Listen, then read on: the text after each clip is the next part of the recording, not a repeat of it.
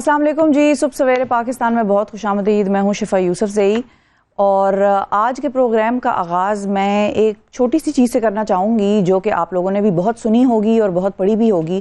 ظلم کسی بھی جگہ پر ہو رہا ہو تو وہ ظلم ہی کہلائے گا. جو لوگ اس ظلم کو ظلم نہیں کہتے وہ تو اس ظلم میں شامل ہیں ہی. بیسیکلی جو اس کو ظلم نہیں سمجھتے یا جو کہتے ہیں کہ نہیں یہ ظلم نہیں ہے, وہاں پر ہو رہا ہے تو ظلم ہے, یہاں پر ہو رہا ہے تو ظلم نہیں ہے, یا اس کے جو جواز پیش کرتے ہیں یا اس کی ریزننگ دیتے ہیں اس کو بیسیکلی جس کو ہم کہتے ہیں نا کہ جسٹیفائی کرنے کی کوشش کرتے ہیں, تو وہ تو اس میں شامل ہیں ہی. اس ظلم میں جو کرنے والے ہیں ان کے ساتھ وہ شامل ہیں. لیکن ان لوگوں پر بھی سوال اٹھانا اور ان پر کوسچن کرنا, ان پر انگلی اٹھانا, ان کو کال آؤٹ کرنا بڑا ضروری ہے جو خاموش ہوتے ہیں. کیونکہ یہ ذہن میں رکھیے کہ ظلم کرنے والا تو ظلم کر رہا ہے, اس کو صرف ایک چیز کا ڈر ہوتا ہے کہ اس کو بیکلیش آئے گا, اس سے سوال ہوں گے, اس کے خلاف باتیں ہوں گی, اس کے خلاف بیانات چھپیں گے, اس کے خلاف آرٹیکلز چھپیں گے, اس کے خلاف لوگ احتجاج کریں گے. تو ایک تو وہ لوگ ہیں جو کہ ظلم کو ظلم سمجھتے نہیں ہیں, وہ تو اس میں اکمپلس ہیں ہی. لیکن ان سے بڑا کردار ان لوگوں کا ہے کہ جو لوگ اس ظلم پر خاموشی اختیار کرتے ہیں, جو کہ بالکل خاموش ہیں. تو یہ ذہن میں رکھیے کہ اگر آپ خاموش ہیں, کسی ظلم کو ہوتے ہوئے دیکھ رہے ہیں اور آپ بے شک اس کو دل میں ظلم مان رہے ہیں, تو اگر آپ منہ سے نہیں کہہ رہے تو آپ بھی اس ظلم میں اتنے ہی شریک ہیں جتنا کہ وہ جو کہ اس ظلم کو کر رہا ہے کسی پر پریکٹس. تو یہ آج ایک چھوٹی سی کام کی بات تھی اور میں نے سوچا کہ یہ بیان بڑا ضروری ہے. اسرائیل میں ہم دیکھتے ہیں کیا ہو رہا ہے, کشمیر میں دیکھتے ہیں کیا ہو رہا ہے, بھارت میں باقی جو مائنورٹیز ہیں ریلیجس ان کے ساتھ کیا ہو رہا ہے. تو یہ بات کرنی بڑی ضروری ہے. اور یہ کہیں پر بھی کسی بھی طرح کی کوئی بھی ایسی پریکٹس جو کہ ظلم کے زمرے میں آئے اور اس کو جو لوگ کہتے نہیں ہیں, جو اس کے اوپر آواز نہیں اٹھاتے, جو اس کے اوپر بات نہیں کرتے, بالکل خاموشی انہوں نے رکھی ہوئی ہے, تو وہ بھی اس ظلم میں اتنے ہی شریک ہیں جتنا کہ وہ ظلم کرنے والا. تو یہ چیز ہے, میں نے سوچا میں آپ کو ذہن میں ڈال دوں کہ جتنے لوگ مجھے دیکھ رہے ہیں جہاں پر ظلم ہوتے دیکھتے ہیں اپنی آواز ضرور اٹھائیں.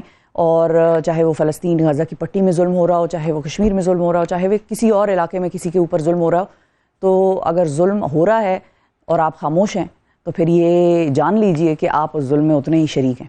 اسی کے ساتھ پروگرام میں آگے بڑھتے ہیں اور آپ کو لے کر چلتے ہیں 60 سیکنڈ دکھاتے ہیں دنیا بھر میں کیا ہو رہا ہے.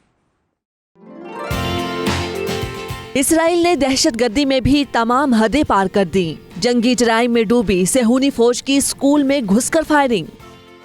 پنجاب میں عام انتخابات ایگزیکٹو سے کرانے کا نوٹیفیکیشن معطل. امریکی سینیٹر برنی سینڈرز اسرائیل کے خلاف پھر میدان میں آ گئے.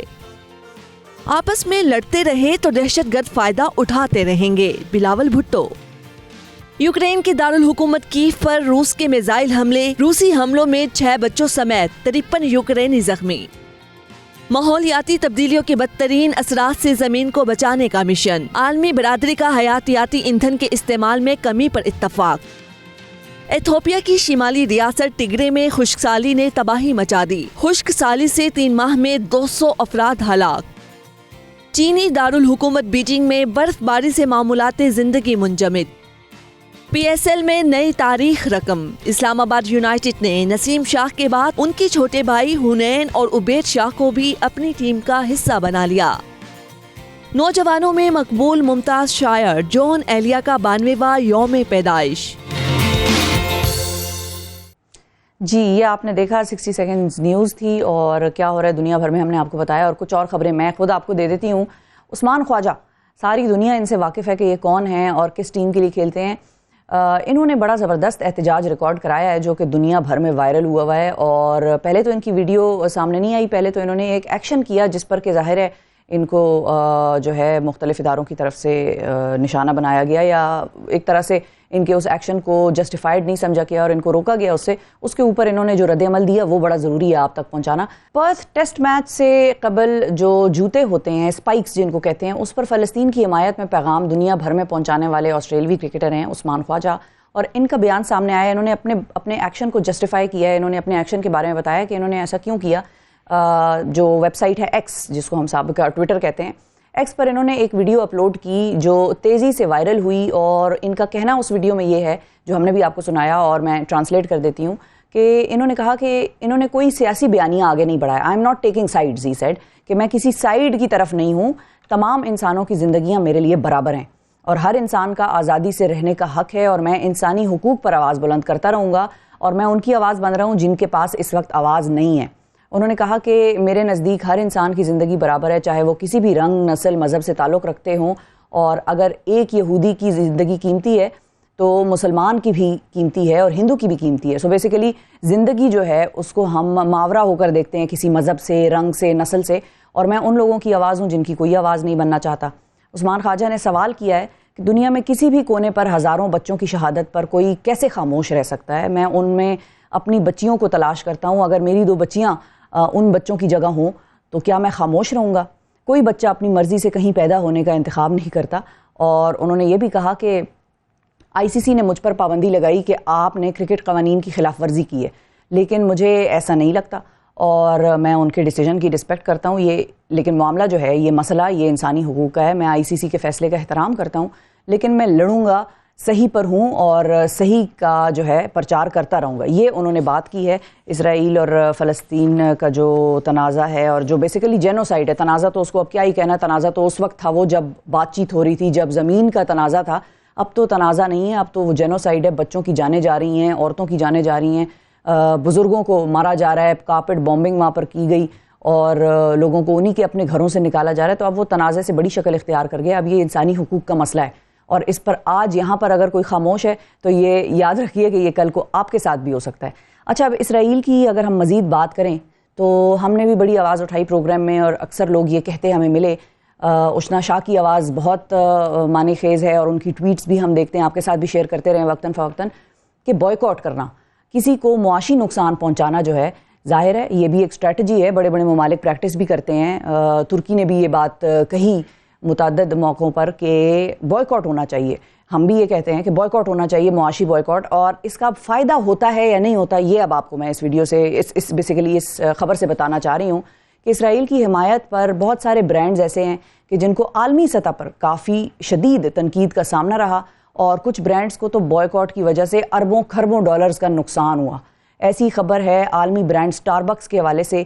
اور سٹار بکس ہم سب جانتے ہیں، ایک زمانے میں میری بھی فیوریٹ ہوا کرتی تھی کافی سٹار بکس کی، لیکن عالمی برانڈ جو سٹار بکس ہے اس کو بڑا دھچکا پہنچا ہے فائنینشلز میں.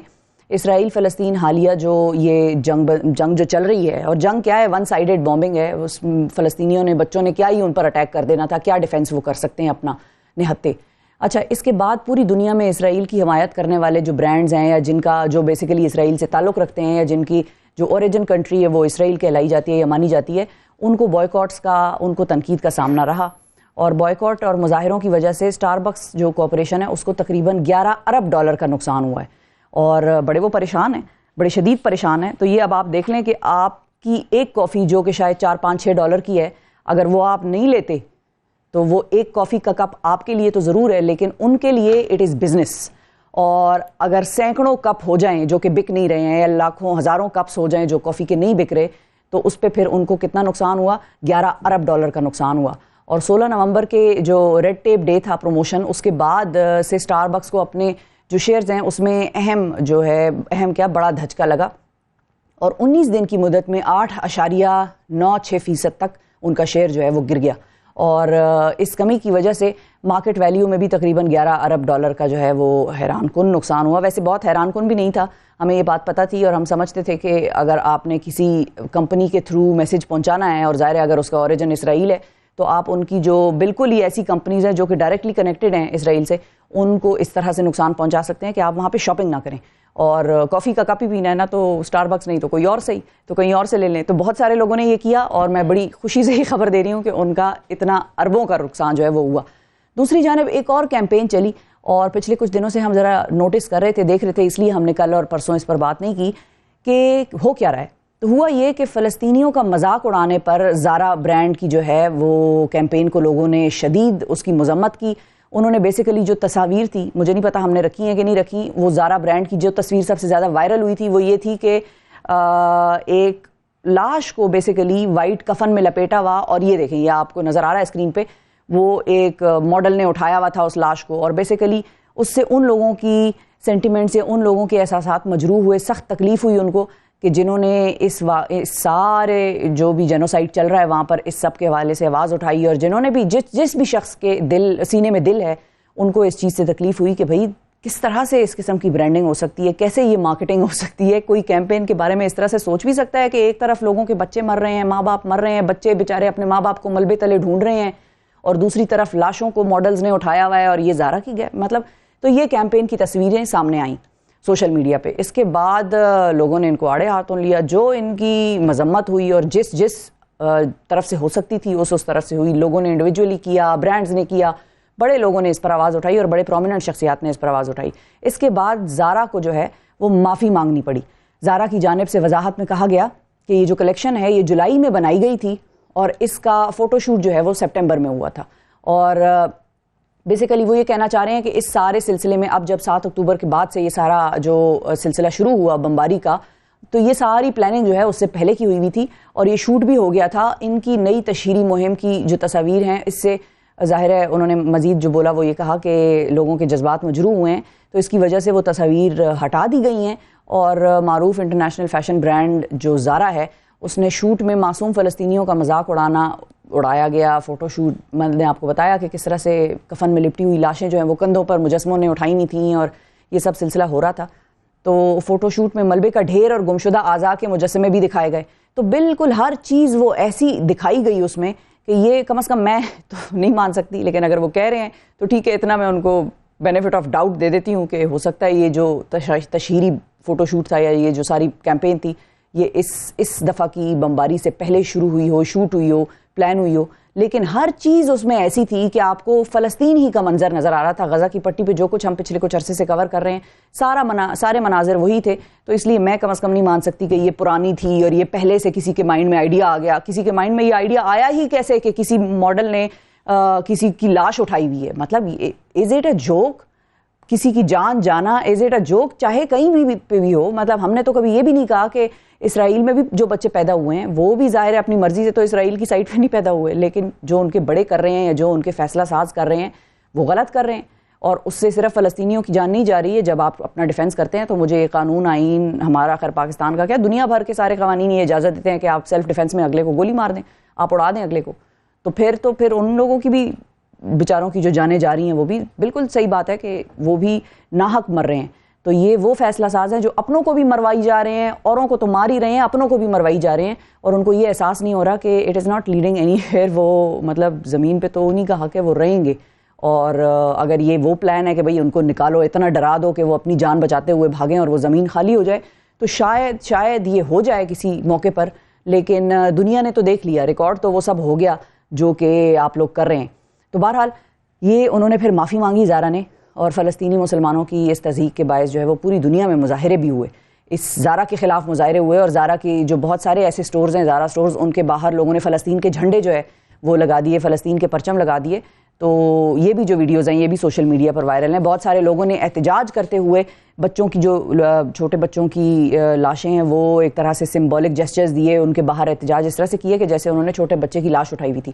تو یہ سارا سلسلہ پھر وہاں پر ہوا. اور غزہ ہی کے حوالے سے ایک اور بڑی اہم خبر سامنے آئی ہے. وہاں پر ایک پریسٹ ہیں بیسیکلی جو کہ مسیحی مذہب سے تعلق رکھتے ہیں, اور انہوں نے یہ کہا ہے کہ اگر غزہ میں مساجد میں کوئی مؤذن باقی نہ بچا تو میں اذان دوں گا. یہ آپ احساس کریں کہ یہ کتنا بڑا ایک بیان ہے جو بیسیکلی یہودی پادری جو ہیں ان کا یہ بیان سامنے آیا, اور سوشل میڈیا پر یہ بھی بڑا وائرل ہے, اور لوگ ان کو اس جیسچر کے لیے بڑا سراہ رہے ہیں کہ کس طرح سے ایک دوسرے مذہب کا جو پادری ہے, جو بیسیکلی ان کا مؤذن ہم کہہ سکتے ہیں کہ ان کا مؤذن یا ان کا سب سے بڑا شخص اس جگہ پر موجود, وہ یہ کہہ رہا ہے کہ اگر کوئی مسلمانوں کا مؤذن وہاں پر نہ بچا تو میں اذان دوں گا ان کے لیے. مطلب یہ احترام چیک کریں ایک دوسرے مذہب کے اتنے بڑے عہدیدار کے دل میں کیا احترام ہے اسلام کا اور کیا احترام ہے مسلمانوں کا, کہ وہ خود یہ کہہ رہا ہے کہ میں ہوں تو دوسرے مذہب سے تعلق رکھنے والا شخص, میں ان کا پریسٹ ہوں, لیکن میں آپ کے لیے اذان دوں گا اگر آپ کا کوئی مؤذن نہ بچا. تو یہ بھی جیسچرز آ رہے ہیں, اور یہ یہودیوں کے جیسچرز ہیں, یہ کوئی کسی اور مذہب کے نہیں ہیں. یہ یہودی پریسٹ تھے جنہوں نے یہ بیان دیا. اور اسی کے ساتھ ساتھ ہم آگے بڑھیں گے اور اگلی سٹوری کی طرف ہم چلیں گے. اس کے بعد آپ کی ہم ایک اور ایشو پر بھی بات کریں گے. جو اگلی سٹوری ہے وہ یہ ہے کہ محمد شامی بھی معروف جو کرکٹر ہیں محمد شامی, ان کے بارے میں پچھلے کچھ عرصے میں آپ نے دیکھا ہوگا ایک ویڈیو ان کی سامنے آئی تھی جس میں وہ گراؤنڈ میں بیٹھ گئے تھے اور ایسا لگا لوگوں کو کہ جیسے وہ سجدہ کرتے کرتے رک گئے, وہ جھکے آگے اور ایسے ہوا کہ لوگوں نے پھر اس پہ کیا سارائیاں ظاہر شروع کر دیں کہ بھئی جیسے وہ سجدہ کر رہے تھے اور وہ ICC کے ڈر کی وجہ سے یا کسی خوف کی وجہ سے رک گئے، تو وہ ویڈیو بڑی وائرل ہو گئی. انہوں نے بھی اپنا بیان جاری کیا ہے، انہوں نے بھی بولا ہے، انہوں نے بتایا ہے کہ بھئی جو بھارتی فاسٹ بالر ہے محمد شامی، انہوں نے کہا ہے کہ ورلڈ کپ کے میچز کے دوران ایک میچ میں 5 وکٹیں لینے کے بعد میں میدان میں گھٹنوں کے بل بیٹھا اور جس سے یہ محسوس ہوا کہ میں سجدہ کرنے لگا ہوں. لیکن جو ہے وہ بات دراصل یہ ہے کہ ظاہر ہے صارفین نے ان کو بھی ایک طرح سے کرٹیسائز کیا کہ اگر آپ سجدہ کرنے لگے تھے تو آپ سجدہ کر دیتے، کیوں آپ رک گئے؟ تو انہوں نے یہ کہا ہے کہ سجدہ نہ کرنا جو ہے وہ بھارتی خوف نہیں تھا. اور شامی نے گزشتہ روز اپنی ایک ویڈیو پر جو لب کشائی کی تو انہوں نے یہ بتایا کہ میں مسلمان ہوں اور مجھے مسلمان اور بھارتی ہونے پر فخر ہے. انہوں نے کہا کہ سجدہ کرنے سے مجھے کوئی نہیں روک سکتا، میں نے سجدہ کرنا ہوتا تو میں بالکل سجدہ کرتا اور اسی گراؤنڈ میں کرتا، اسی وقت کرتا، لیکن اس وقت میں سجدہ کرنے کی نیت سے گھٹنوں کے بل نہیں بیٹھا تھا اور میں اگر سجدہ کرنا چاہتا تو میں ضرور کرتا. یہ بات انہوں نے کی ہے. انہوں نے بیسیکلی ان خوف کے جو تاثر دیا جا رہا تھا کہ وہ شاید خوف میں مبتلا ہیں اور وہ سجدہ نہیں کر پائے خوف کی وجہ سے، وہ چیز انہوں نے زائل کی ہے، وہ تاثر زائل کیا ہے. اور انہوں نے کہا کہ میں سجدہ اس وقت نہیں میرے مائنڈ میں تھا کہ میں سجدہ کروں گا، لیکن اگر میں کرنا چاہتا تو میں ضرور کرتا، مجھے کسی چیز کا خوف نہیں ہے. تو یہ بات بھی انہوں نے کی ہے اور بڑی امپورٹنٹ ایک بیان تھا اور وہ بھی ان کی طرف سے سامنے آیا. ایک اور بڑی انٹرسٹنگ ویڈیو ہے جو پاکستان میں بھی ظاہر ہے الیکشن کا ماحول ہے، کیا سارائیاں تو اس پہ چل رہی ہیں، اس پہ ہم بات نہیں کریں گے کہ کیا سارائیاں چل رہی ہیں، وہ آپ سب لوگ جانتے ہیں. لیکن جو الیکشن کا ماحول ہے اور پاکستان کی مختلف جماعتیں کیمپینز میں بھی چلی گئی ہیں، پاکستان پیپلز پارٹی کی کیمپین چل رہی ہے، نون لیگ بھی ہلکی پھلکی کرتی ہوئی نظر آتی ہے، لیکن اس طرح سے خیر نون لیگ کا زور ابھی نہیں بنا الیکشن کیمپیننگ میں.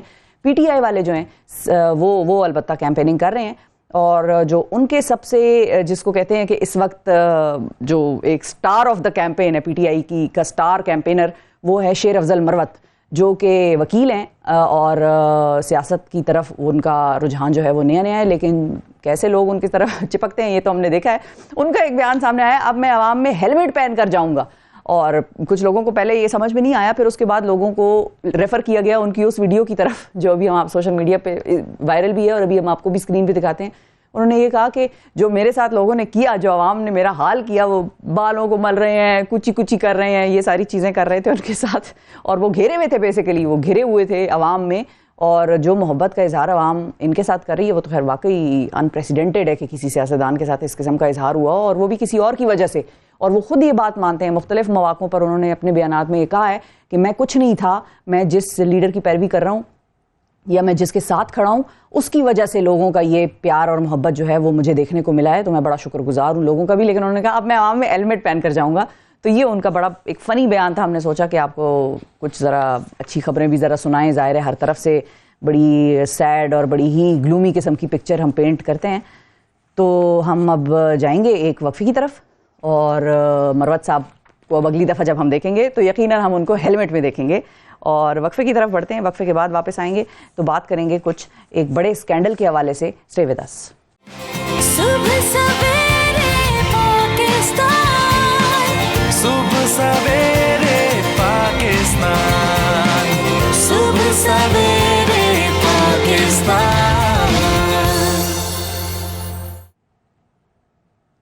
ویلکم بیک جی. صوبہ پنجاب کے شہر قصور میں 2015 میں بچوں سے جنسی زیادتی کی ویڈیوز بنانے کا سکینڈل سب کو یاد ہوگا. میڈیا پر ایک طوفان مچ گیا تھا، سوشل میڈیا پر بھی شور مچا، پولیس حرکت میں آ گئی تھی. یوں لگتا تھا کہ ملزموں کو گردن سے ناپ کر سخت ترین سزائیں دی جائیں گی. پولیس نے اس مکروہ جرم کے 3 مرکزی ملزم بھی گرفتار کر لیے تھے جنہیں انسداد دہشت گردی عدالت نے عمر قید کی سزا سنائی تھی. لیکن گزشتہ روز لاہور ہائی کورٹ نے تینوں ملزمان کو بری کر دیا، اور یہ فیصلہ اصل میں واقعی کسی کو سمجھ میں نہیں آیا. اس بریت نے بہت سارے سوالات کو جنم دیا ہے. کیا پولیس اس وقت اصل مجرموں کو گرفتار کرنے میں ناکام رہی تھی؟ جن کو گرفتار کیے رکھا ہے اتنا عرصہ، جن کے خلاف یہ مقدمہ چلا، وہ کون لوگ ہیں؟ ان کا اس کیس سے کیا تعلق ہے؟ پولیس نے جو مقدمہ تیار کیا تھا کیا اس میں خامیاں کوتاہیاں رہ گئی تھیں؟ اس حوالے سے ہم تفصیل جانیں گے. ہمارے ساتھ ہمارے رپورٹر موجود ہیں تنویر شاہد صاحب. السلام علیکم.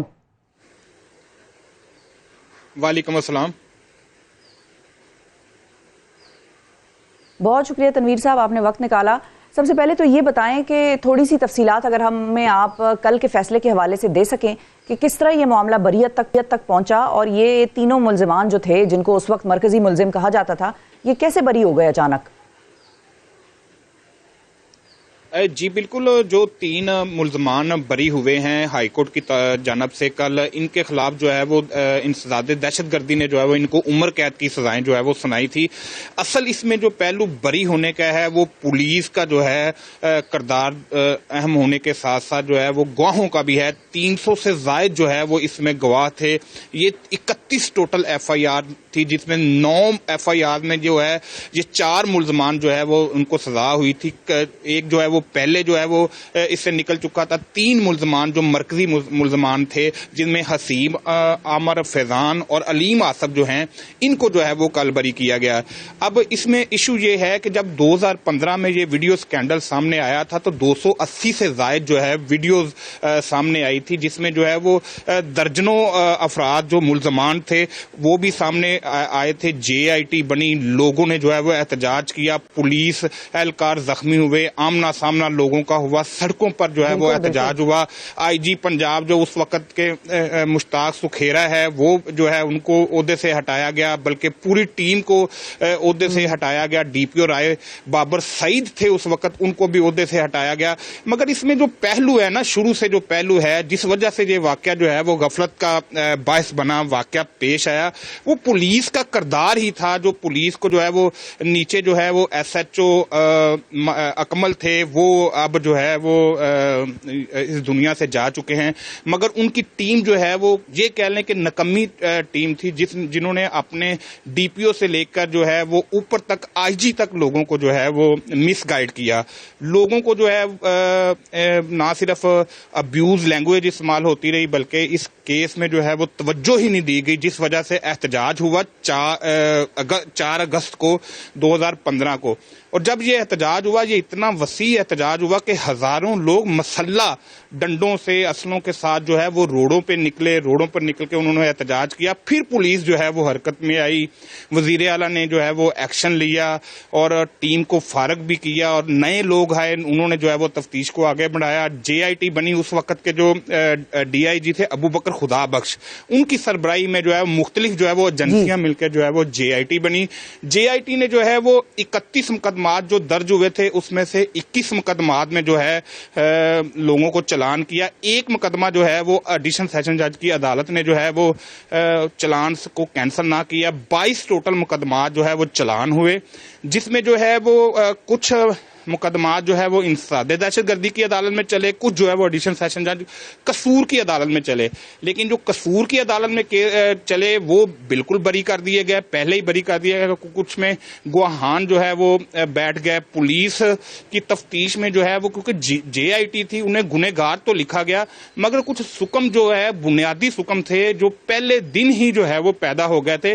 وہ تھی عوام اور پولیس کے درمیان, جو گواہوں کے درمیان مس انڈرسٹینڈنگ تھی. گواہ جو تھے, مقدمے کے مدعی تھے, وہ تو جے آئی ٹی کو بھی جو ہے وہ قبول نہیں کرتے تھے. بہرحال یہ جو ہے کل جو فیصلہ ہوا ہے اس میں 3 ملزمان کو جو بری کیا گیا, اس میں سب سے اہم کردار جو ہے وہ گواہوں کا بھی ہے کہ گواہوں میں گواہیاں جو تھی, گواہان جو تھے اس طریقے سے جو ہے وہ بھگتے نہیں ہیں, اس طریقے سے جو ہے وہ قانونی ان میں پیچیدگیاں تھی. اور پولیس کا کردار جو ہے وہ شروع دن سے ہی آپ کو پتا ہے جو وہ لو ہوتا ہے. ایک بات میں آپ کو یہاں یہ بھی بتا دوں کہ 2015 میں جب یہ سکینڈل سامنے آیا تو اس وقت بھی 92 نیوز ایسا چینل تھا جس نے یہ بریک کیا تھا, اور 92 کی ہی خبر سب سے پہلے بریک ہوئی تھی, جس پر وزیر اعلیٰ نے جو ہے وہ ایکشن لیا تھا, اور آئی جی پنجاب مشتاق سکھیرا جو ہے موقع پر پہنچے. یہاں میں آپ کو ایک اور بات بھی بتاؤں, کل کے فیصلے کے بعد گواہوں کا کیا رد عمل تھا, جو انٹرسٹڈ تھے اور جو واقعی کام کر رہے تھے ان ملزمان کو سزا دلوانے میں اور ان کو کیفر کردار تک پہنچانے میں, تو وہ ان گواہوں کا اب کیا رد عمل آیا اس پہ, اور کیا اس کے حوالے سے مزید کوئی حکومت کی طرف سے یا کسی اعلیٰ حکام محکمے کی طرف سے کہا گیا ہے کہ اس کو مزید دیکھیں گے, یا بس اب یہ بالکل کھلی چھٹی بری ہو گئے, جائیں اپنا کام کریں؟ جی دیکھیں جی, جب یہ ایسے کیسز ہوتے ہیں, اور یہ واقعہ تو ہوا تھا, ویڈیو سکینڈل جو ہے وہ حقیقت پہ مبنی تھا, اس میں دو رائے نہیں ہے. اس میں سیاسی لوگ بھی اس وقت کے جو ہے وہ انوالو تھے, جس میں بڑے بڑے سیاسی لوگوں کا بھی نام آتا رہا ہے.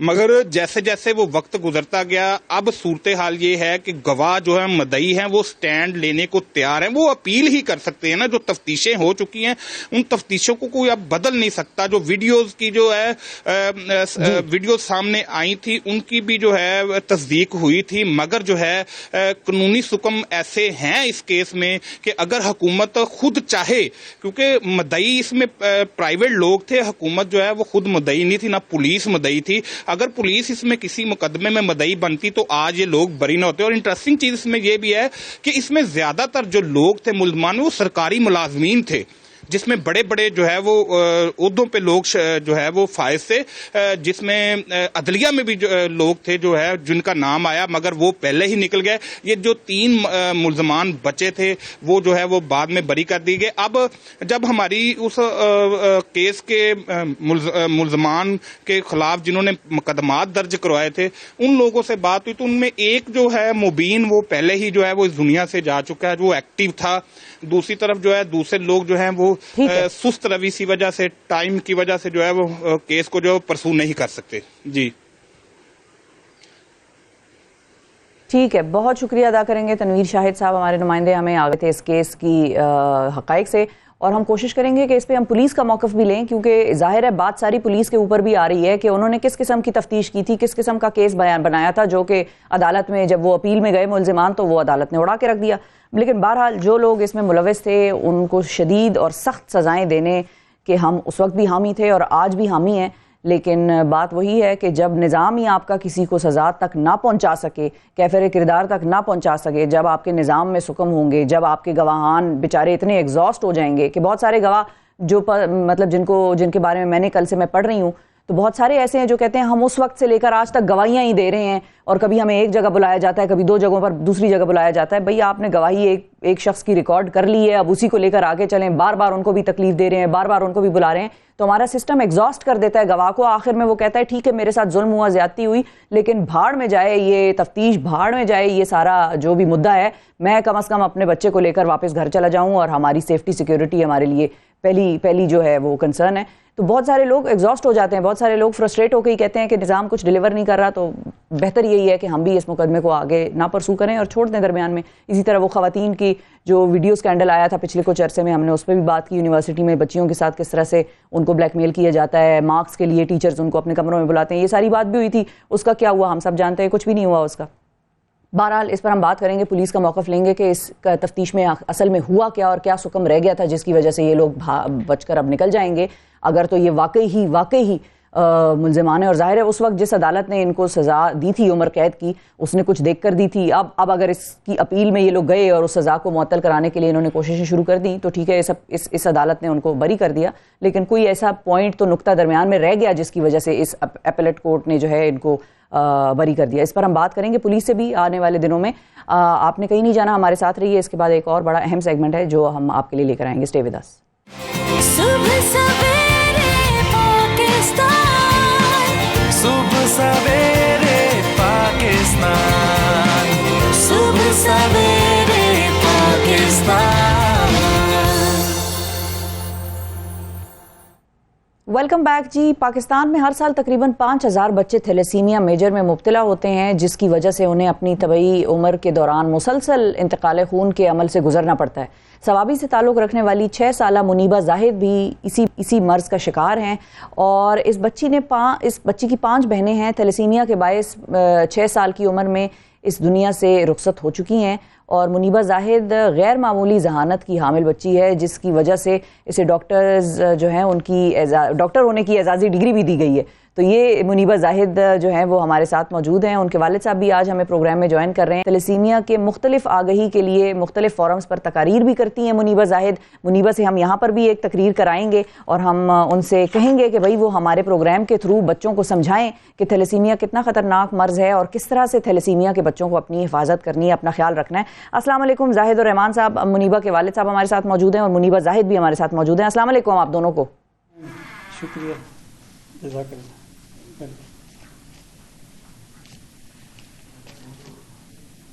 मुनीबा, सबसे पहले हम आपसे बात करेंगे, कैसी हैं मुनीबा?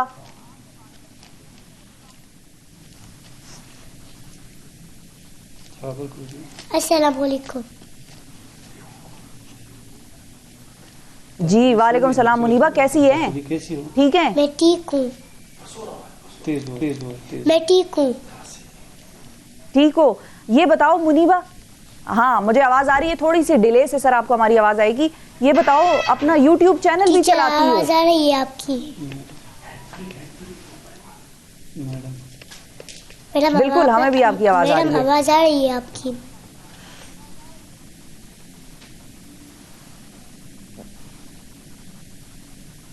آپ اپنا یوٹیوب چینل بھی چلاتی ہیں؟ ہاں اپنی چلاتی ہوں مجھ سے. اچھا, اور اس پہ کیا بتاتی ہیں؟ اچھا, اور اس پہ آپ لوگوں کو کیا بتاتی ہیں یوٹیوب چینل تیلیسیمیا پہ؟ حوالے سے. تھیلیسیمیا کے حوالے سے. تو ہمارے پروگرام میں بھی لوگوں کو بتاؤ نا کہ تھیلیسیمیا کیا ہوتا ہے اور کس طرح سے بچوں کو اپنے حفاظت کرنی چاہیے. تیلیسیمیا کے بچے خون نہیں بناتے.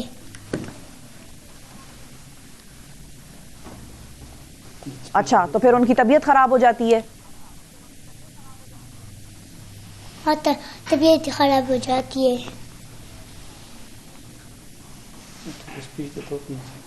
آپ کی بہنوں کو بھی تھیلیسیمیا تھا؟ میڈم آپ کو پشتو میں اسپیچ کرتی ہوں اردو میں.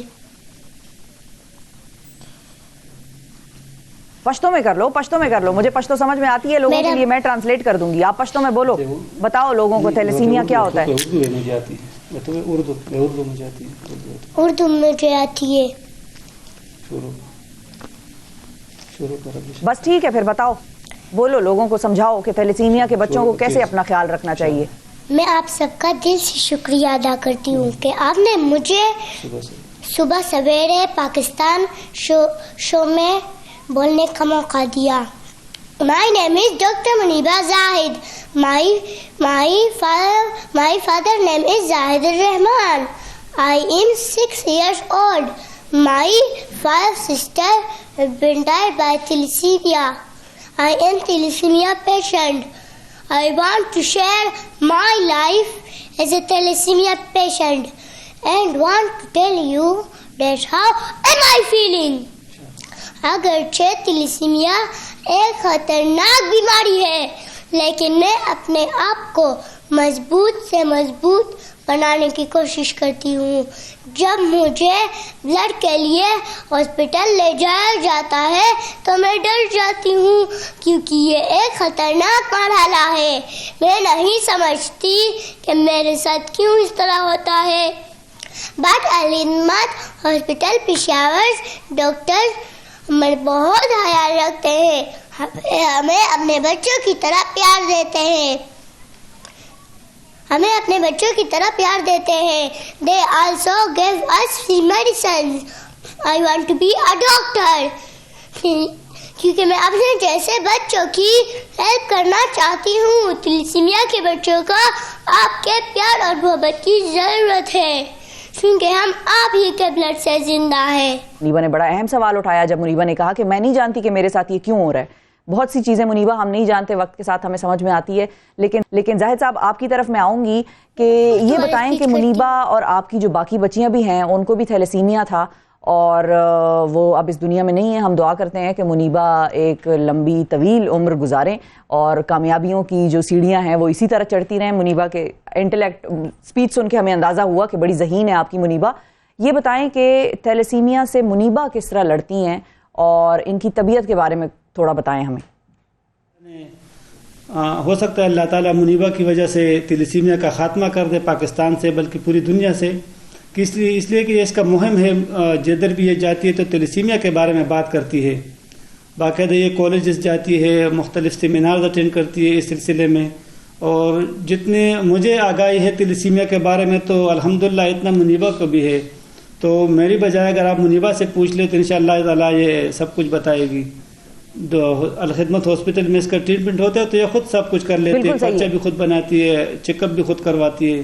اور یہ ان کو پتہ ہے کہ کیا چیز کہنا ہے کیا نہیں کہنا ہے. بلکہ جو بھی تھیلیسیمیا کے بچے مل جاتے ہیں تو یہ خود بتاتی ہے کہ آپ نے یہ چیز کہانی ہے اور یہ نہیں کہانی. اور جو چیز کو ڈاکٹر نے صاحب نے منع کیا تو باقاعدہ وہ پھر یہ نہیں کہتی. کوئی کچھ بھی بتائے کہ یہ کہہ لے تو کہتے نہیں یہ میرے لیے ٹھیک نہیں ہے. تو الحمدللہ یہ اپنا کیئر جو ہے وہ بالکل خود رکھتی ہے. آپ اس سے سوال جواب کر لیں تو یہ آپ کو. اچھا, اور علاج کتنا مشکل ہے زاہد صاحب, یہ میں آپ سے پوچھوں گی ظاہر ہے کہ علاج کتنا مشکل ہے اور کتنا کاسٹلی ہے، یہ بھی بتائیے تاکہ ناظرین کو بھی پتہ چلے، اور اگر کوئی ہمارے ہاں وہ جتنے بھی آرگنائزیشنز کام کر رہے ہیں بلڈ کے اویلیبلٹی کے لیے یا تیلیسیمیا کے روکتھام کے لیے، تو ہم اس کے ساتھ ٹچ ہیں، اور اس کے جو سب سے بڑا تنظیم ہے پاکستان میں بلڈ چین پاکستان، تو وہاں سے ہمیں جتنی معلومات ملی ہے تو اس کا جو پہلا ٹریٹمنٹ ہے وہ جو سب سے آسان ہے، تو تقریباً اس کے 40 سے 50 لاکھ روپے اس پر خرچہ آتا ہے. پھر دوسرا لیول جو بتاتے ہیں تو اس پہ 1.5 کروڑ کا آتا ہے، اور تیسرا لیول جو فارن میں ہوتا ہے تو اس پہ 30 کروڑ روپے. جو کمزور ڈی این اے ہے، جو بیمار ہے، تو وہ سائنٹیفک طریقے سے چینج ہو سکتا ہے. تو یہ مختلف مراحل میں ہو سکتا ہے. جو پہلے میں نے بتایا وہ تب ہوگا جب ہماری فیملی میں کسی کا بون میرو اس کے ساتھ میچ کر جائے، تو پھر یہ آسان ہے پاکستان میں کہ 50 سے 60 لاکھ روپے تک اس پر چارجز اس کے ہیں. اور خون کی منتقلی کتنے عرصے بعد آپ کو کرانی پڑتی ہے منیبا کے لیے؟ یہ خون کی منتقلی جو ہے تو یہ پہلے 20 دن یا 25 دن بعد ہم کرتے تھے، تو اب الحمدللہ 2-3 مہینے ہو گئے کہ یہاں پر جو ہاسپٹل سے جو ٹریٹمنٹ اس کی ہوتی ہے الخدمت ہاسپٹل پشاور، تو انہوں نے ٹریٹمنٹ سٹارٹ کیا، کچھ میڈیسن دیے ہوئے، تو ابھی 45 ڈیز اس کے ہوئے ہیں کہ ہم نے بلڈ نہیں لگوایا ہے. اور دو ہفتے بعد یا 10 دن بعد وہ آتی ہے الخدمت ہاسپٹل پشاور، اس کا چیک اپ ہوتا ہے.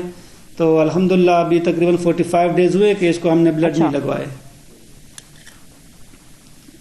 اور بون میرو کا انشاءاللہ اس کا ہو جائے گا 1.5 سال بعد انشاءاللہ. ابھی ٹیسٹ شروع کروا رہے ہیں تو وہ بھی انشاءاللہ ہو جائے گا. ٹھیک ہے. اور آپ کو مدد کسی سے اگر کوئی چاہیے تو ہم چاہیں گے کہ آپ بتائیں کہ آپ کو کس ڈومین میں مدد چاہیے، کیونکہ ہمارے ضروری نہیں ہے کہ مدد صرف مالی ہو. بہت سارے ڈاکٹرز یہ پروگرام دیکھتے ہیں، بہت سارے ڈاکٹرز کے ساتھ ہم بھی رابطے میں ہوتے ہیں، تو اگر ان میں سے بھی کوئی اپنی services free of cost offer کرنا چاہے، یا بہت سارے ایسے ڈاکٹرز ہیں جو سامنے آئیں گے ہو سکتا ہے اور وہ یہ کہیں کہ بھائی ہم منیبا کے علاج کی ذمہ داری لیتے ہیں یا ہم اپنے ہسپتالوں میں منیبا کا علاج کراتے ہیں، تو ہم چاہیں گے کہ علاج کے سلسلے میں آپ کو کیا مدد چاہیے وہ بھی آپ ذرا ناظرین کو بتائیں. سب سے پہلے تو یہ ہے کہ ہمارے جتنے فوکس ہے، جس طرح میری بیٹی یہ ہے منیبا، تو اس سے زیادہ فوکس میرے دوسرے بچوں پر بھی ہے، وہ بھی میرے بچوں کی طرح ہے. ہم کل مردان کمشنر صاحب سے ملے تھے، تو کمشنر صاحب کو ہم نے یہی ریکویسٹ کی تھی کہ آپ کے جوریڈکشن میں جو ڈسٹرکٹ ثوابی ہے اور مردان ہے، یہ آپ کے جوریڈکشن میں آتے ہیں، تو آپ کائنڈلی تیلیسیمیا سینٹرز کا وزٹ کر لیں، وہ پرائیویٹ ہو یا گورنمنٹ ہو، تاکہ بچوں کو معیاری خون مل سکے. تو یہ ہمارا سب سے بڑا ہے کہ معیاری خون مل سکیں. اور پھر اس کے دوسرے نمبر پہ تو منیبا ہے، تاکہ باقی بچے جو ہے وہ بھی ہمارے بچوں کی طرح ہیں. تو جو ڈاکٹر صاحبان دیکھ رہے ہیں منیبا کا پروگرام اور منیبا کا بون میرو انشاءاللہ ہو جائے، یا جس طرح بھی ڈاکٹر صاحب بچے سمجھتے ہیں وہ کر لے. اور یہ زندگی جو مقصد بنائی ہے منیبا نے، تو یہ کہتی ہے کہ میری زندگی کا یہی مقصد ہے کہ تیلیسیمیا ختم ہو جائے.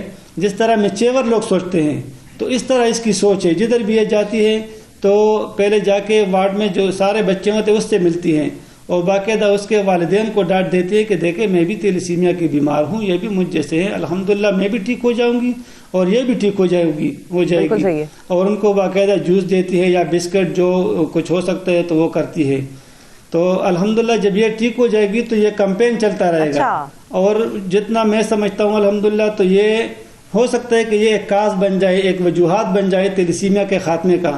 جس طرح تب کالی کانسی اور یہ ختم ہو گئی بیماریاں، تو اس طرح تیلیسیمیا بھی انشاءاللہ تعالی ختم ہو جائے گی. باقی بات یہ خود آپ سے کر لے گی. ختم ہونے والی بیماری ہے، لیکن بس صرف یہ ہے کہ تھوڑی سی اویئرنیس اور لوگوں میں اس چیز کا احساس کہ بھائی شادی سے پہلے ٹیسٹ کرانا بہت ضروری ہے تیلیسیمیا کے حوالے سے، اور لوگوں کو خود اپنے بارے میں جاننا چاہیے، کیونکہ یہ آپ کی ایک مشکل بن جائے گی. میم یہ اپنے اچھا سوال اٹھایا کسی اور تیلیسیمیا مائنر سے اور آپ کی اولاد جو ہے. جی زاہد صاحب تمام صوبوں میں فیڈرل سمیت ایکٹ منظور ہوا ہے کہ شادی سے پہلے یہ ٹیسٹ ضروری ہے.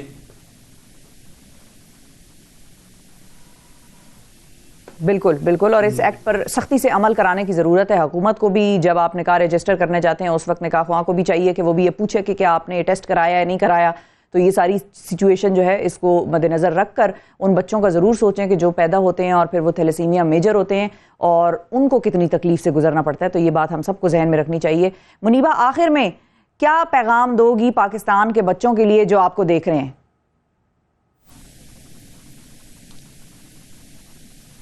میں یا منیبہ؟ منیبہ منیبہ تلیسیمیا کے بچے فروٹ نہیں کھائیں گے جس پر چھلکا ہوتا ہے، وہ کھائیں گے. ڈرائی فروٹ نہیں کھائیں گے، بازار کی چیزیں نہیں کھائیں گے، شوربہ نہیں کھائیں گے، برگر.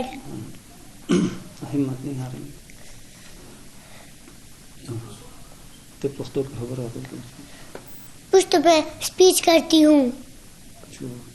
ٹھیک ہے، پاکستان کے نمائندے بحیثیت صلاح تاستا مخاطب ہیں. زمانوں ڈاکٹر منیبہ زاہد تھے، زیادہ تلیسیمیا بیمار ہیں. تاسو ته پته ده چې زموږ تکې ماشومان وینه نه جوړي، موږ ستاسو په وینا ژوندي یو، زموږ ژوند ستاسو په وینا کې دی. بلډ پاکستان تر سیوري لاندې موږ په ټول ملک کې د تلیسیمیا خلاف مهم شروع کړ دی. د دې مهم اولنی مقصد دا دی چې کوم ماشومان خپله وینه نه جوړي هغوی ته به معیاري وینه څنګه پوره کېږي. ما سره خو د خپل ځان فکر نشته دی، خو د نورو ماشومانو فکر اخیستی یم.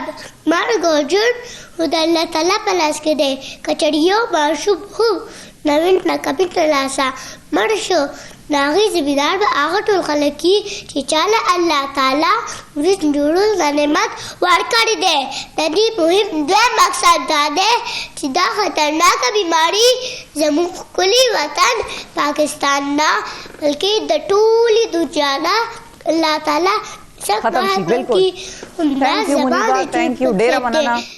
تھینک یو زاہد صاحب، بہت شکریہ آپ کا بھی، آپ نے وقت نکالا ہمارے پروگرام کے لیے. منیبہ کہ آپ کی آواز زیادہ سے زیادہ لوگوں تک پہنچے اور یہ پیغام آپ کا زیادہ سے زیادہ تک پہنچے. منیبہ نے ایک بڑی خوبصورت بات کی کہ زمونگ جون تاسو پوینا کے دے، ہماری زندگی آپ کے خون میں ہے. اور تھیلیسیمیا کے بچوں کے لیے ہم یہ جانتے ہیں کہ بلڈ ٹرانسفیوژنس کتنے ضروری ہیں، اور ان کے لیے یہ اتنے ہی ضروری ہیں جتنا ہمارے لیے عام خوراک. سو خون کا عطیہ کرتے رہیے، یہ بھی بڑا ضروری ہے. اور اس مرض کے حوالے سے جتنی ہو سکے آواز اٹھائیں، اویئرنیس پھیلائیں، تاکہ لوگوں کو علم ہو کہ یہ ایک پریونٹیبل چیز ہے، اس سے بچا جا سکتا ہے، کسی بھی بچے کو اس تکلیف سے نہ گزرنا پڑے. اس کے لیے اپنی آواز اٹھاتے رہیں. ایک وقفے پہ پڑھنا ہے ہمیں، اور وقفے کے بعد جب واپس آئیں گے تو ایک بڑا اور اسپیشل سیگمنٹ آپ کے لیے لے کر آئے ہیں. Stay with us. صبح سویرے پاکستان، صبح سویرے پاکستان، صبح سویرے پاکستان. ویلکم بیک جی ناظرین. کبھی کبھار آپ کی زندگی میں ہوتا کچھ یوں ہے کہ آپ کسی ایونٹ پر انوائٹڈ ہوتے ہیں اور آپ مکس اپ کر دیتے ہیں ڈیٹ، اور پھر آپ اگلے دن وہاں جاتے ہیں تو وہاں تو سناٹا ہوتا ہے، وہاں کچھ نہیں ہوتا. تو یہ میرے ساتھ حالیہ دنوں میں ہو چکا ہے. اس لیے میں نے سوچا کہ بھائی میں اسٹوڈیو آپ کے لیے لے کر آتی ہوں ایک زبردست دھواں دھار سی پرفارمنس. اور پرفارمنس دے کون رہا ہے، یہ بھی بڑا اسپیشل ایک معاملہ ہے کہ پرفارمنس دینے کے لیے ہمارے پاس وینا آسٹریا سے جیز ڈرمر اور کمپوزر موجود ہیں، اسد ہلیلووچ. ہائی، السلام علیکم، گڈ مارننگ. علیکم السلام، good morning. Good you are learning Urdu, good very good. And ہمارے ساتھ حسن میاں صاحب موجود ہیں جو کہ فاؤنڈر ہیں لاہور جیز کلب کے. السلام علیکم حسن صاحب. بہت شکریہ. یہ جو آغاز تھا وہ بہت ایپٹ نہیں تھا، جس چیز پر ابھی ہم بات کر رہے ہیں وہ بھی میں بتا دیتی ہوں. ناظرین، ہوتا کچھ یوں ہے کہ پچھلے 2 سالوں سے ہم دیکھ رہے ہیں کہ اسلام آباد اور لاہور میں بڑا زبردست جیز میوزک انٹرنیشنل جیز فیسٹیول جو ہے وہ منعقد کرایا جا رہا ہے، جس میں کہ انٹرنیشنل بینڈز بھی شرکت کرتے ہیں. ایک بڑا زبردست ایونیو فراہم کیا جاتا ہے میوزیشنز کو، سنگرز کو، اور وہاں پر زبردست بڑی مزیدار پرفارمنسز ہوتی ہیں. تو نیکسٹ ٹائم جب بھی ہوگا آپ لوگوں نے بھی جانا ہے. اور اس سال جو ہوا اس پر بھی ہم بات کریں گے، اور آغاز اس سلسلے کا کیسے ہوا، کیونکہ ہم نے تو یہ سنا ہوا ہے کہ میوزک برنگز پیپل ٹوگیدر، اور art bring people together, art bring nations together. تو کیا یہ واقعی حقیقت ہے؟ اس پر ہم جانیں گے. حسن صاحب آپ بتائیں، کیا واقعی ایسا ہے کہ میوزک اور آرٹ لوگوں کو قریب لاتا ہے، نیشنز کو قریب لاتا ہے؟ اگر آپ یوں سوچیں کہ آج کی دنیا میں ہم کس قسم کے لوگوں کو زیادہ ٹرسٹ کرتے ہیں، تو I think musicians top of your list. بالکل. کیونکہ do we trust politicians, do we trust the news itself? We don't. So actually it's a nice way of bringing jazz to Lahore and Lahore to the world. کیا بات ہے، زبردست. اچھا، لاہور اب یہ ہوا شروع کیسے ہوا، آغاز اس کا کیسے ہوا؟ How did you conceive this idea? I travel for work quite a bit. So اسی وجہ سے مجھے جیز کا شوق بھی کچھ پڑ گیا. تو کووڈ کے دوران کیونکہ وہ آپشن ٹیبل پہ تھی ہی نہیں ٹریول کرنے کی. تو اس کے بعد ایک موقع ہے کہ اس کو یہاں اسپانسر کیا جا سکتا ہے. تو وہاں سے یہ ایک آئیڈیا سے ریالٹی بن گئی اور اب دوسرا سال ہے, 2 فیسٹیول ہو چکے ہیں. اور کہاں کہاں سے دنیا سے آتے ہیں میوزیشنز جن کو آپ اپنے فیسٹیول میں یہاں لے کر آتے ہیں, یا اس سال کہاں کہاں سے آئے تھے؟ ٹوٹل 10 بینڈ جو ہیں انٹرنیشنل وہ لاہور اور اسلام آباد میں پلے کر چکے ہیں. اچھا. اس میں یورپین بھی ہیں, امریکن بھی ہیں. And how do you find them? مطلب ایک تو وہ ہوتا ہے نا کہ ہم میوزک سنتے رہتے ہیں, بڑے عرصے سے کسی کو فالو کریں, یو نو کہ بھائی I would want this person to play at this festival, یا یہ ہوتا ہے کہ آپ بہت سارے لوگوں کو ریچ آؤٹ کرتے ہیں اور پھر ان میں سے بہت سارے ہوتے ہیں جن کی اویلیبلٹی ہوگی, جو انٹرسٹڈ ہوں گے ٹریول کرنے میں بھی. تو how do you plan this all? Well کہتے ہیں نا what you seek also seeks you, تو کسی نہ کسی طرح راستے مل جاتے ہیں. اور دوسرا یہ ہے کہ میرے دوست ہیں یہاں اسلام آباد میں, فیس ایک آرگنائزیشن ہے, اس کو ہیڈ کرتے ہیں زیجا Fazli.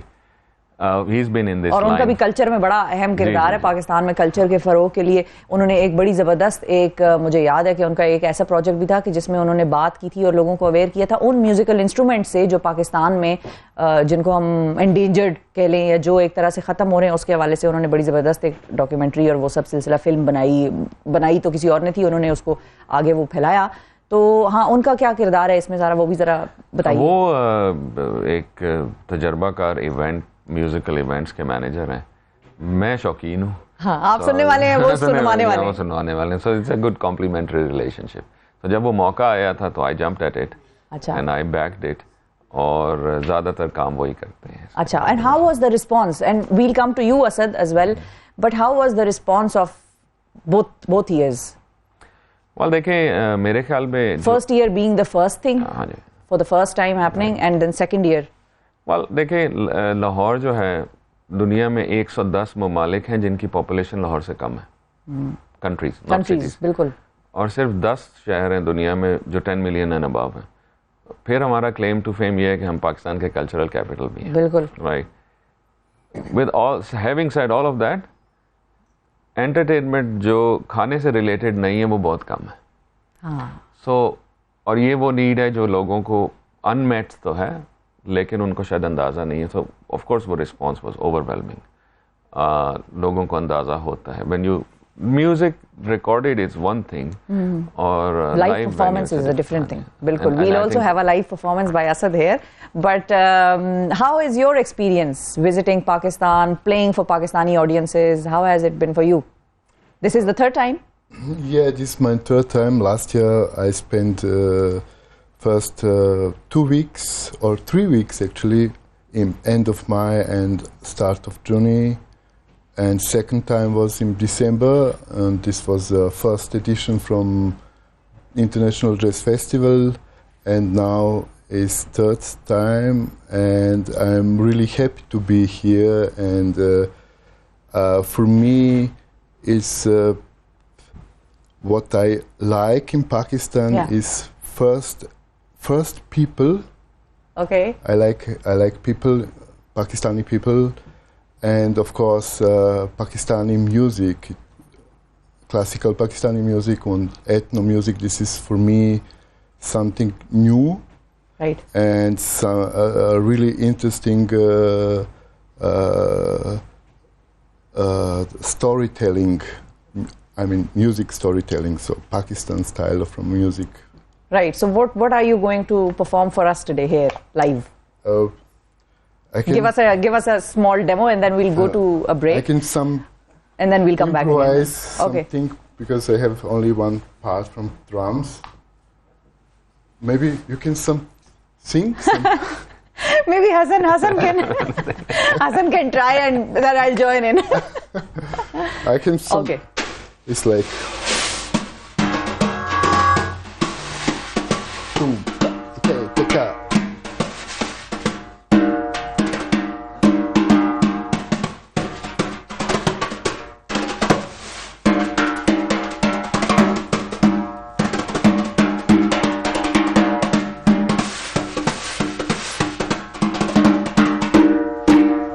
or maybe it will be more sound.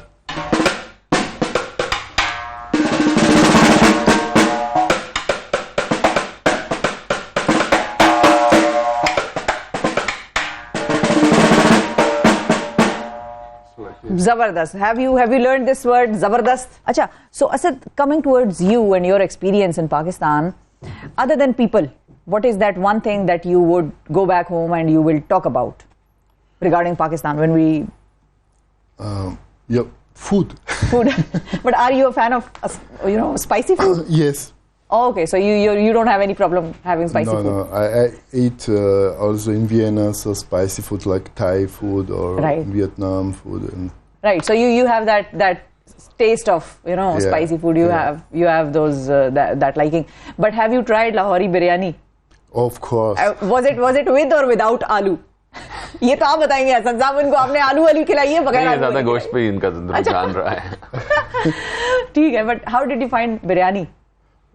I find super. I like really Pakistan food, and I eat actually most of everyday Pakistan food for breakfast. Yesterday we had breakfast in some really nice restaurant in Saidpur. Oh, desi, Pakistani desi breakfast. Yeah. Right. So you're being well taken care of. Yeah. Okay, tell us something about your band. Other members, what do they play? What kind of band are you guys, and what kind of music do you produce? Oh, yeah. I'm jazz musician, and I have more projects, and I have also my own projects with my composition and arrangements, and the name is from this project Dusha Connection. Right. Dusha is Slavic language, soul, so like soul connection. And last year we play with my project in Jazz Festival. Here in Pakistan? Yes. And this year I play with some another musician in quartet. Because jazz musician, they play always in another constellation, always another project, new composition, and this is about improvisation. Right. Yeah. And who from Pakistani musicians do you listen to? I play also with Pakistan musicians. We made some kind from collaboration. They coming actually to festival. They play with us. Some really amazing flute player. Oh, okay. The name is Akmal Qadri. Akmal Qadri. Okay. He played with us, I think 2 songs like guest. Was really amazing. Really? And I think actually I'm here because I want to play with the Pakistani musicians. Yeah, jazz music. But it's not easy because you have not jazz music here. Yeah. It's something new. But we try. I have a business idea for you. Maybe you can open up a jazz academy. Yes, this is also my idea because we need some to educate. Yeah, so a lot of musicians probably who would want to learn jazz music, they can come to your academy and you can be the jazz instructor for them. But Hassan Saab, for the next event, the next year's International Jazz Festival, inshallah, any specific plans or you would want to keep them? Well, ایک experiment اس سال ہم نے کیا تھا. We stretched the festival over several months. اچھا. So they were, کیونکہ continuity چاہیے. ہم سال میں ایک دفعہ بہت سارے musicians لے آئیں. تو it's all right, but for, to build a taste for jazz, ایک تو idea یہ ہے کہ we do it in spring, start with one event in spring and then go on. گرمیوں کو ہم چھوڑ دیں گے. It's not very good. اور دوسرا یہ ہے, ایک 2 ideas یہ ہیں کہ probably we would do an event in a park, jazz in the park, open for general public. So we have some ideas, and maybe we did something last week in Lahore in a very small venue with local blues and jazz musicians. Or this was all improvised. So we'll try to open up the formats and do multiple types of things for next year. Right, inshallah, and all the best for that. Lovely to have you in Pakistan and on the program as well.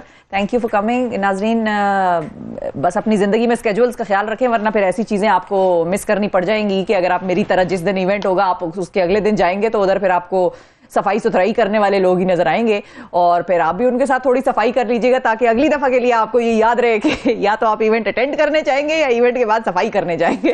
تو یہ ہو جاتا ہے ناظرین کبھی کبھی. So keep keep your schedules intact, اور ان کو ذہن میں رکھیے کہ کس دن آپ نے کس ایونٹ پہ کدھر جانا ہے. تو اسی کے ساتھ ایک وقفہ لیتے ہیں, وقفے کے بعد واپس آئیں گے. تو آسٹریلیا میں پاکستان کی ٹیم موجود ہے اور وہ وہاں پر کیا کر رہی ہے, اور آسٹریلیا کی ٹیم تو دھواں دھار کھیل رہی ہے, پتہ نہیں سمجھ نہیں آ رہی وہ ون ڈے کھیل رہے ہیں یا ٹیسٹ میچ کھیل رہے ہیں, کیا کھیل رہے ہیں. مرزا صاحب سے بات کریں گے ایک وقفے کے بعد. صبح سویرے پاکستان, صبح سویرے پاکستان, صبح سویرے پاکستان.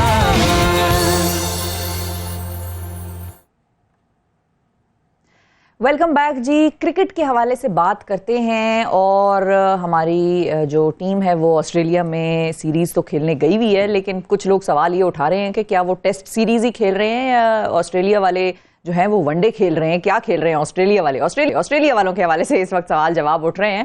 148 پہ 1 آؤٹ ہے, اور مزید اس پر ہم بات کریں گے.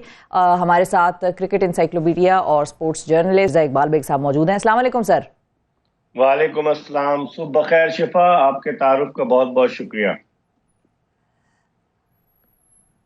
بہت شکریہ سر, آپ نے وقت نکالا, آپ کے وقت کا بڑا شکریہ. سب سے پہلے ذرا کوئکلی ہم انڈر 19 کے حوالے سے اگر بات کر لیں تو انڈر 19 ایشیا کپ بھی ہو رہا ہے, اور پاکستان جو ہے وہاں پر سیمی فائنلز میں جو ہے اس نے رسائی حاصل کر لی ہے. تو کیسا لگ رہا ہے آپ کو, ان کی پرفارمنس کیسی لگ رہی ہے؟ شفا, یہ ٹوئنکل ٹوئنکل لٹل اسٹارز جو ہیں آنے والے وقت میں پاکستان کرکٹ کے سپر اسٹارز بن سکتے ہیں, کیونکہ پاکستان کے بیشتر کرکٹر جو ٹاپ کے کرکٹرز تھے وہ انڈر 19 سے آئے, اور سب سے بڑی مثال بابر اعظم کی ہے, سرفراز احمد کی ہے, یہ سب انڈر 19 کھیل کر آئے. تو جس طرح کی پرفارمنس پاکستان نے دی ہے, سیمی فائنل کے لیے کوالیفائی کر لیا ہے, بھارت کو ہرایا جو روایتی حریف ہے, پھر افغانستان کو ہرایا, تو میں سمجھتا ہوں کہ بہت پوٹینشیل ہے ان میں. اور لوگ جو کہہ رہے تھے نا کہ رمیز راجہ نے پاکستان جونیئر لیگ کرائی ہے, تو یہ پاکستان جونیئر لیگ کے ثمرات ہیں, کیونکہ وہ لڑکے جو وہاں پر سلیکٹ ہوئے اب وہ پاکستان کی گرین کیپ پہن کر پاکستان کو ریپرزینٹ کر رہے ہیں. تو میں سمجھتا ہوں کہ یقینی طور پر اس کا کریڈٹ رمیز کو جائے گا, لیکن ان لڑکوں کو زیادہ جائے گا کہ جنہوں نے بڑی جلدی امپروومنٹ کی ہے. لیٹس ہوپ کہ دے کوالیفائی فار دا فائنل. بالکل صحیح ہے. اچھا سر, یہ اب بات کرتے ہیں, ذرا اس پہ آ جاتے ہیں. بہت سارے کرکٹ میں ہلچل چل رہی ہے, بہت ساری خبریں آ رہی ہیں, وہ پی ایس ایل کی ڈرافٹنگ وغیرہ بھی جو ہے وہ بھی ہم نے دیکھی, اور بیسیکلی اب سلسلہ یہ ہے کہ ٹیسٹ سیریز جو آسٹریلیا میں ہو رہی ہیں اس کی طرف بھی لوگوں کی بڑی نظریں ہیں. لوگ یہ سوال اٹھا رہے ہیں کہ بھئی یہ آسٹریلیا والے کیا کھیلنے آئے ہیں, ٹیسٹ کھیلنے آئے ہیں یا ون ڈے کھیلنے آئے ہیں؟ دیکھیں شفا, پاکستان کی کارکردگی جب سے 1964 سے پاکستان 59 برس سے آسٹریلیا کا دورہ کر رہا ہے, پاکستان کی کارکردگی آسٹریلیا میں اتنی اچھی نہیں رہی ہے. لیکن یہ جو بولنگ اٹیک ہے پاکستان کا, یہ کمزور ترین بولنگ اٹیک اگر اسے کہا جائے تو بھیجانا ہوگا, کیونکہ پاکستان کے صرف مین ایک اسپیئر ہیڈ جو ہیں وہ شاہین شاہ آفریدی ہیں, جنہوں نے اس وکٹ سے قبل جو ابھی عثمان خواجہ کی آج انہوں نے حاصل کی 105 وکٹیں لی تھی. باقی ان ایکسپیرینس بولنگ اٹیک ہے, اور آسٹریلیا کے خلاف آسٹریلیا میں ان کی ٹیم کو 2 مرتبہ آؤٹ کرنا, یعنی 20 وکٹیں لینا پاکستانی بولرز کے لیے جان جوکھوں کا کارنامہ ہے. آخری مرتبہ دسمبر 1995 میں پاکستان نے آسٹریلیا کے خلاف سڈنی ٹیسٹ جیتا تھا 74 رن سے, اور اس میں مشتاق احمد نے مجموعی طور پر 9 وکٹیں حاصل کی تھی. تو یہ کمزور بولنگ اٹیک ہے. بیٹنگ ہماری پھر بھی بہتر ہے. اب دیکھنا یہ کہ آسٹریلیا پہلی اننگز میں کتنا اسکور کرتا ہے, کیونکہ اب سے 4 برس قبل جب ہم نے آسٹریلیا کا دورہ کیا تھا تو دونوں ٹیسٹ میچز پاکستان اننگز سے ہارا تھا, ایک ہی دفعہ آسٹریلیا کی باری آئی تھی. تو let's hope for the best کہ پاکستان اچھا پرفارم کرتا ہے, وکٹیں لیتا ہے ان کی. اچھا مرزا صاحب, آپ نے کیونکہ بیٹنگ کی بات کی ہے, شان مسعود کا ہم نے دیکھا ہے کہ سائیڈ میچ میں انہوں نے ڈبل سینچری دکھائی ہے, تو کیا جو ٹیم کی تبدیلیاں ہوئی ہیں ورلڈ کپ کے بعد ان کا امپیکٹ ہمیں اس سیریز میں آپ کو لگتا ہے کہ بیٹنگ میں نظر آ جائے گا, یا حالات ویسے ہی ہوں گے جیسے ماضی میں تاریخ رقم ہوتی رہی ہے پاکستان اور آسٹریلیا کے درمیان؟ دیکھیں بظاہر مشکل لگتا ہے شفا, اس ٹیم کے 5 کھلاڑی ایسے ہیں کہ جنہوں نے اب سے 4 برس قبل 2019 میں آسٹریلیا کا دورہ کیا تھا. شان مسعود, محمد رضوان, اس کے علاوہ بابر اعظم, شاہین شاہ آفریدی اور امام الحق. اور باقی جو ہے پہلی مرتبہ آسٹریلوی سرزمین پر، چونکہ اس سے پہلے سرفراز جا چکے ہیں لیکن باقی یہیں کھیل رہے ہیں پہلی مرتبہ. تو پاکستان کی جو چینجز آئی ہیں ٹیم میں، بابر اعظم کو کپتانی سے ہٹا کر شان مسعود کو بنایا گیا. لوگ تو کہتے ہیں کہ شان مسعود کو قربانی کا بکرا بنایا گیا ہے. اگر خدا نہ خواستہ پاکستان یہ سیریز 3-0 ہارتا ہے تو یقینی طور پر پھر پاکستان کے لیے بھی مشکل ہوگی اور شان مسعود کے لیے بھی مشکل ہوگی. حالانکہ وہ اچھے کھلاڑی ہیں، انہوں نے ابھی انگلش کاؤنٹی کرکٹ چیمپئن شپ میں یارکشائر کی ٹیم کی کپتانی بھی کی ہے. لیکن بظاہر مجھے لگ رہا ہے کہ ایسا لگ رہا ہے کہ ایک سرد جنگ جو جاری تھی پاکستان کرکٹ بورڈ اور بابر اعظم کے درمیان، اس سرد جنگ کا خمیازہ یہ بھگتنا پڑا کہ بابر اعظم کے جو قریبی کرکٹرز تھے ان کو اس ٹیسٹ کے لیے ٹیم میں شامل نہیں کیا گیا، چاہے وہ محمد رضوان ہو، چاہے وہ حسن علی ہو، چاہے وہ نعمان علی ہو. تو اب دیکھتے ہیں کہ یہ ٹیم کیسا پرفارم کرتی ہے. تبدیلیاں تو ہوئی ہیں لیکن کیا یہ تبدیلیاں رنگ لائیں گی، یہ ایک $1 ملین کوسچن ہے. تبدیلیوں میں کون سی تبدیلی ایسی تھی جو آپ کو لگا کہ یہ تبدیلی ٹھیک ہوئی ہے اور بڑی کروشل تھی، اس کو ہو جانا چاہیے تھا اور اب ہوئی ہے تو یہ صحیح ہوئی ہے؟ دیکھیں، شان مسعود کو لائے ٹیم میں، اس کے ساتھ زیادتی ہو رہی تھی. شان مسعود نے last year T20 world cup میں بھی بہتر پرفارم کیا تھا. تو شان مسعود کو پہلے تو جب نجم سیٹھی چیئرمین تھے انہوں نے وائس کپتان بنا دیا تھا اس سال کے اوائل میں، لیکن وائس کپتان کو کھلایا نہیں گیا. پاکستان کا المیہ یہ ہے کہ جو کھلاڑی بھی کپتانی کی دوڑ کا امیدوار بنتا ہے اس کو بالکل سائیڈ لائن کر دیا جاتا ہے. عماد وسیم کا کیس دیکھ لیں، اس کے علاوہ اسد شفیق کو دیکھ لیں. شان مسعود کا کیس تھا لیکن شان مسعود از لکی کہ وہ واپس آئے. تو میں سمجھتا ہوں ان کی واپسی بہتر ہے پاکستانی ٹیم میں. لیکن اس کے علاوہ اب ہمارے پاس ٹیلنٹ ہی نہیں ہے نا. ہمارے سارے کرکٹرز T20 اسپیشلسٹ بن چکے ہیں. ٹیسٹ میچز میں جو لانگر ورژن ہے اس میں تو ہماری پرفارمنس اتنی اچھی نہیں رہی. آسٹریلیا کی ٹیم ہمیں جو ہے 2021 کے جب آئی تو ہمیں 2022 میں تو ہمیں ہرا کے گئی ٹیسٹ سیریز. انگلینڈ کے خلاف ٹیسٹ سیریز ہم 3-0 ہارے اپنی سرزمین پر.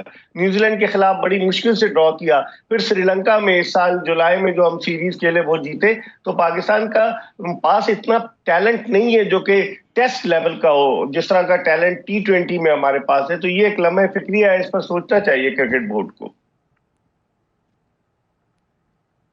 اچھا سر، ایک اور چیز بھی ہے، اس پہ لوگ بڑا اس پہ بھی سوچ رہے ہیں کہ یا تو ٹیم میں کوئی پلیئر واپس آ ہی نہیں سکتا، اس کی جگہ ہی نہیں بنتی، یا پھر وہ باہر سے ڈائریکٹلی کپتان ہو کے آ جاتا ہے. تو یہ بھی لوگوں نے سوال اٹھایا. میں نے سوچا میں آپ سے بھی اس پہ ذرا رائے لوں گی کہ یا تو پلیئر ٹیم میں ہوتا ہی نہیں ہے اور آتا ہے تو ڈائریکٹلی کپتان ہو کے آ جاتا ہے.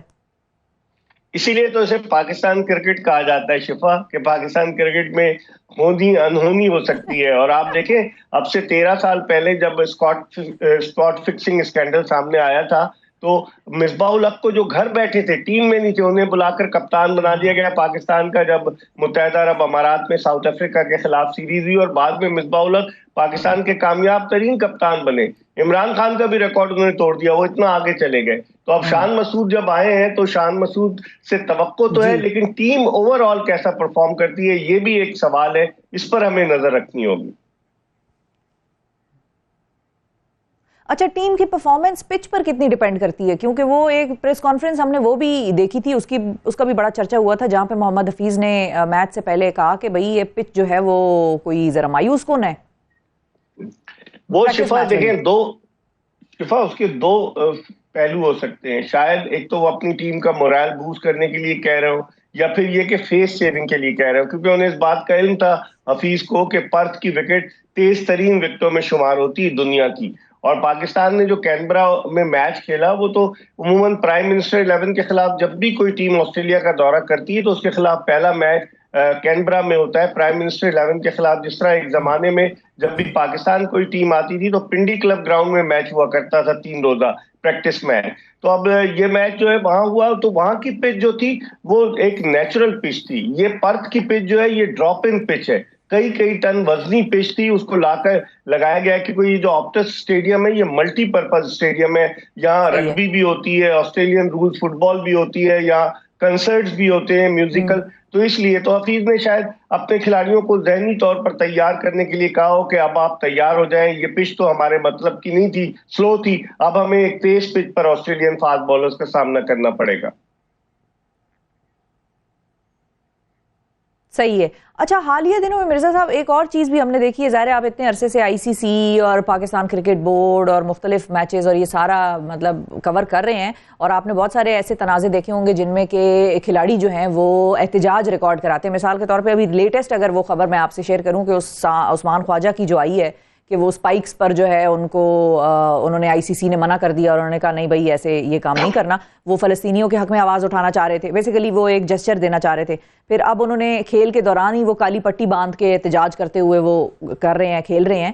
تو اس قسم کے اور کتنے واقعات ماضی میں آپ کو یاد ہیں کہ جس میں کسی کھلاڑی نے آواز اٹھائی ہو کسی جن کو ہم کہیں گے کہ ایسے طبقے کے لیے یا ایسی کمیونٹی کے لیے جن پر ظلم ہو رہا ہو اور اس کو آئی سی سی نے الاؤ کر دیا ہو یا پھر نہ کیا ہو؟ دیکھیں زیادہ دور نہیں جائے, اب سے کچھ عرصے پہلے جو نیشنل T20 کپ تھا وہاں اعظم خان جو بیٹسمین وکٹ کیپر ہیں انہوں نے فلسطین کا جھنڈا لگایا ہوا تھا اپنے بلے پر. اور اس کے علاوہ آپ کو یاد ہوگا کہ وہ ہاشم آملہ نے ایک شرٹ پہن لی تھی, عمران طاہر نے بڑا جیسچر شو کیا تھا. پھر دوسرے جب بھارتی کرکٹ ٹیم جو ہے وہ اپنے فوجیوں والی کیپ پہن کر کھیلتی ہے تو اس پر آئی سی سی کو کوئی اعتراض نہیں ہوتا. اور عثمان خواجہ نے کہیں فلسطین تو نہیں لکھا, اس نے میسج دیا all lives are equal, all human lives are equal, چاہے وہ مسلمان ہو, چاہے وہ کرسچن ہو, چاہے وہ ہندو ہو, چاہے وہ بدھسٹ ہو. تو اس نے تو ایک انسانیت کا پیغام دیا تھا نا, تو اس پہ آئی سی سی کو بڑا اعتراض ہو گیا. تو میں سمجھتا ہوں آئی سی سی جو ہے وہ ایک قسم کا اس طرح کا رویہ اختیار کر رہی ہے جس پر کرٹیسزم بہت ہو رہا ہے. عثمان خواجہ نے نہیں پہنا جوتا کوئی بات نہیں, لیکن انہوں نے میسج تو دے دیا. اور جس طریقے سے فلسطین میں قتل عام ہو رہا ہے مسلمانوں کا, تو لازم بات ہے انہوں نے دنیا بھر کی توجہ اس جانب مبذول کرائی ہے, which was a good gesture. اور میں سمجھتا ہوں انہوں نے بڑا صحیح کیا, وہ ہیرو بن گئے عثمان خواجہ. کوئی تو ہے جس کے دل میں درد پیدا ہوا, کوئی انٹرنیشنل کرکٹر. بالکل صحیح ہے. بہت شکریہ ادا کریں گے مرزا اقبال بیگ. ناظرین ہمارے ساتھ موجود تھے اور یہ تھے کہ کوئی تو ہے جس نے درد جو ہے وہ اپنے ذہن میں اور دل میں رکھا فلسطینیوں کا. آج کے پروگرام سے اتنا ہی. اپنا بہت خیال رکھیے, ہمیں اور پاکستان کو اور فلسطینیوں کو بھی دعاؤں میں یاد رکھیے. اللہ حافظ.